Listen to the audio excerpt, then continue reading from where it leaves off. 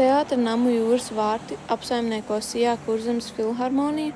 Uzņēmuma misija ir piedāvāt dažādu žanru profesionālo skatuves mākslu, teātra, operas un baleta uzvedumus, dažādu žanru mūzikas koncertus, vizuālās un jauno mēdīju mākslas izstādes, kā arī veicināt profesionālu starpnozaru projektu un aktivitāšu attīstību.